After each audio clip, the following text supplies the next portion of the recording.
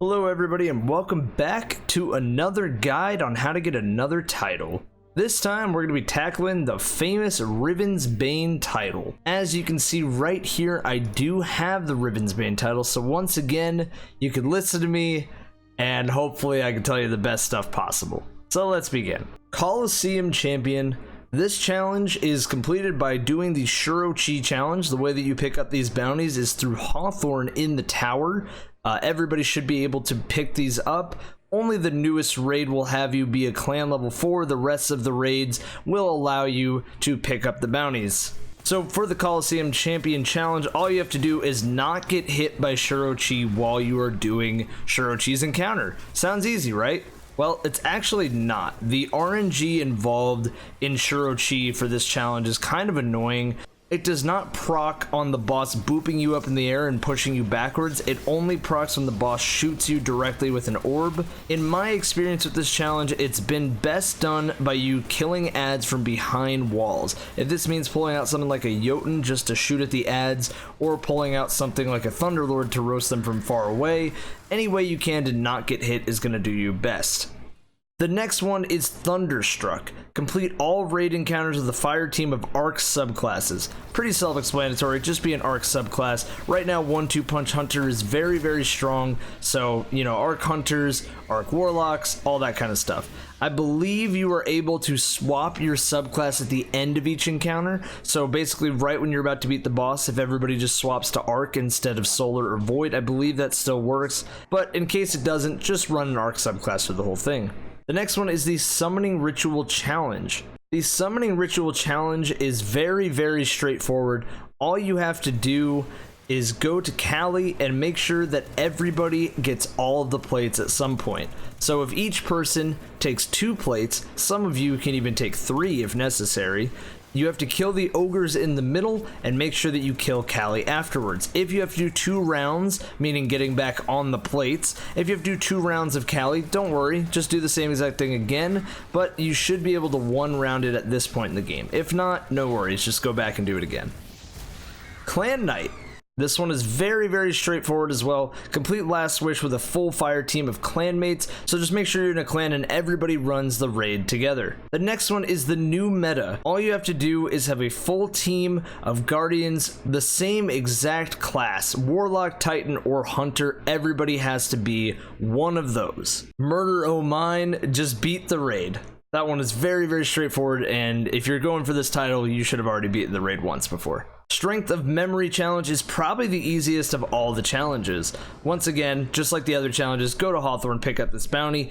All you have to do for Strength of Memory is only shoot 1 eye per person. But wait, yeah, no, you are correct in thinking all you have to actually do is the cheese for this. If you're unfamiliar with the cheese, there are plenty of ways to do it, and if you've done the raid, you've probably done the cheese. There's very few people that have done the legit way, but we'll go over both.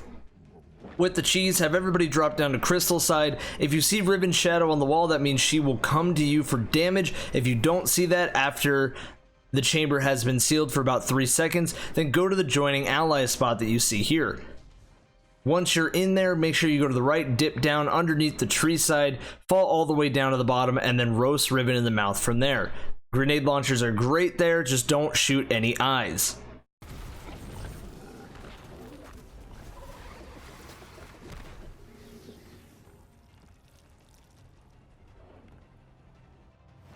But if you want to do it the legit way, just make sure that when you're going up, everybody only shoots 1 eye.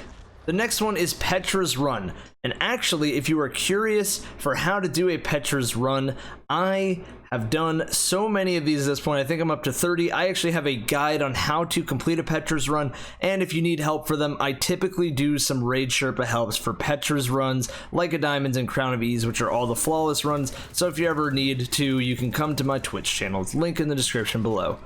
Now that shameless plug is out of the way, there is the Keep Out Challenge. This one is very straightforward. All you have to do is make sure that the knights in the vault do not get through the taken black wall that pops up. So what I would recommend is have you and your partner sit in that room until they have to pick up the orb and run away. And if you are doing ad clear, just make sure you have something like a Legend of Acreus or a tractor cannon with another shotgun and just shoot those knights before they pass through. If one gets through, the challenge is done. The next part of this is to complete the Sunburn Triumph. All you have to do is make sure everybody is a solar subclass and beat the raid with that. So Well of Radiance is great. Top Tree Titan is going to be great for solar for those melting points, and Hunter's great for Celestial Nighthawk. The next one is Night Owl, same thing but void. So something like a Nova Bomb is going to be good for warlocks. Something like Tether is going to be really good for hunters, and for Titans, just make sure you're running something like Shield. Middle Tree Shield is really good here. Or you could do what I said before and just beat it once you swap your subclass at the end of each encounter. Next is the Forever Fight Challenge. For this one, all you have to do is at Morgeth, make sure you don't kill any of the ogres. So, you know those little ogres that spawn at the beginning of the encounter? Make sure none of them die. We'll say this because I don't think I said this earlier in the video. For each of these challenges, you must have the bounty. So these are very time-gated challenges. You can't complete all of these triumphs in 1 week. They have to be done when you pick up the bounty. The next triumph here is to do the Habitual Wisher, which basically means put in 10 wishes on the wish board. That's very, very easy to do. You can look it up online where the wish board is and how to put in the wishes, but 10 wishes is all you need. The next one is to plant 5 raid banners. Super, super hard here. All you have to do is go to Petra in the Dreaming City, pick up some raid banners, and put them down. This one might take you some years. The final one is loot the hidden chests in the Last Wish raid 10 times. Now, I don't know for sure if these count on non-loot runs. I don't know that entirely, but I do know that there are 2 chests in the raid that are hidden. The first of which is after Kali, and the second of which is after Shirochi. Finally, the last thing to do, and you guys know this part by now, raid badge, collect all of the collectibles on the Triumphs page. On the collections page, all you have to do is exit out, go to your collections, go to the raid Last Wish badge, and make sure that you have all of these. I will go over them as follows. All of these weapons can drop from any encounter, except for 1000 voices. All of these armor pieces can drop from any encounter. The only things that are completely RNG are as follows. The Wishmaker Shell. This one took me a while to get, but I believe it can drop from any encounter outside of Queen's Walk Final Chest. I could be wrong on that, but this one can drop anywhere. It'll just drop as a cosmetic with other things. Cleansing Knife. This one can only drop from Morgeth. So when you beat Morgeth, this is the only place where this sparrow can drop. The Ermine TAC 717. This ship drops as a key called the Glittering Key on the final chest after Queen's Walk. When you beat the raid, if you get a Glittering Key, this is what this is for. The way to access this ship is as follows. Type in the Glittering Key wish on the wish board. Next, after Morgeth, go to the right to the tall rock structure. It's very easy to get lost over there, but here's some footage that I have. Finally, the 1000 voices. Oh boy. So this received a 10% drop rate buff from its 2% before. Good luck getting this. This will drop out of the final chest. There is no other place to get this. There is no workarounds to do this. I'm sorry. You're just gonna have to get lucky with the RNG. Once again, really apologize for that. And that is about it for the title. If I had some ways to speed it up, I would say once again, test to see if that subclass swap at the end of each encounter still works. If it doesn't, no worries, just beat them as follows.